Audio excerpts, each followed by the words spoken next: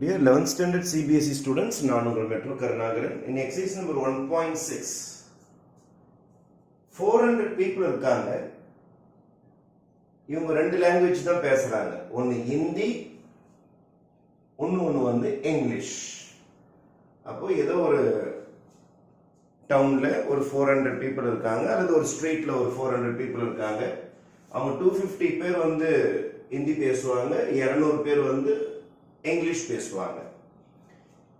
How many people can speak both Hindi and English? ரெண்டு language தெரிஞ்சவங்க எத்தனை பேர் அப்படின்னு கேட்டிருக்காங்க. அப்ப நம்ம என்ன செய்ய போறோம்னா, ஸ்பீக் ஹிந்தி இருக்கு பாருங்க.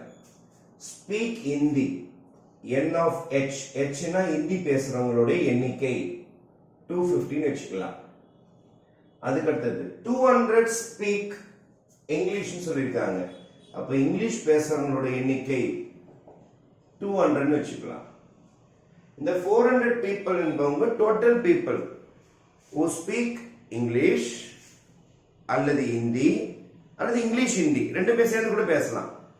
அப்போ ஒரு லாங்குவேஜ் பேசுறவங்களும் இருக்கலாம், ரெண்டு லாங்குவேஜ் பேசுறவங்களும் இருக்கலாம். ஏன்னா அது ஒரு டவுனோ அல்லது ஒரு ஸ்ட்ரீட்டோ 400 பேர் இருக்காங்க. அது ஒரு லாங்குவேஜ் தெரிஞ்சவங்க இருப்பாங்க, அல்லது ஹிந்தி தெரியும் இங்கிலீஷ் தெரியாது, இங்கிலீஷ் தெரியும் ஹிந்தி தெரியாது, அல்லது ரெண்டு லாங்குவேஜ் கூட தெரியும். அப்போ n of h union e இப்படி போட்டா என்ன அர்த்தம்னா, ஹிந்தி பேசலாம் அல்லது இங்கிலீஷ் பேசலாம் அல்லது ஹிந்தியும் இங்கிலீஷும் சேர்ந்து கூட பேசலாம். அப்படின்னா 400 பேர் அந்த டவுன்லயோ ஸ்ட்ரீட்லயோ இருக்கிறாங்க. உங்கள்கிட்ட என்ன கொஸ்டின் கேட்டிருக்காங்கன்னா, both Hindi and English. Both என்றால் இப்படி வரும், n of Hindi intersection English. Both both என்றால் இன்டர்செக்ஷன் சிம்பல் வரும். இதான் நம்மளுக்கு கொஸ்டின். இந்த டேட்டாஸை யூஸ் பண்ணிக்கிட்டு நம்ம இன்டர்செக்ஷன் கண்டுபிடிச்சாகணும். நமக்கு தெரிஞ்ச set identity formula h union e, n of h union is equal to n of h plus n of e minus n of h intersection e. இதுதான் readymade formula.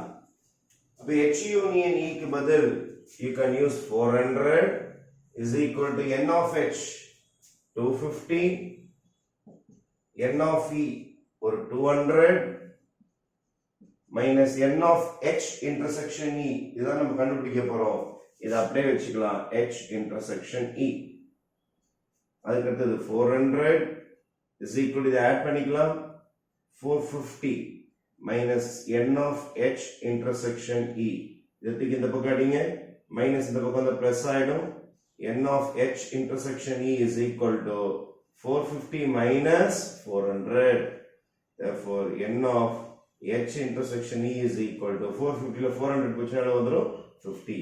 For both languages, number of people who speak Hindi and English is 50 people. அப்போ 50 பேர் both languages பேசுவாங்க. இன்டர்செக்ஷன்னா both languages அர்த்தம்.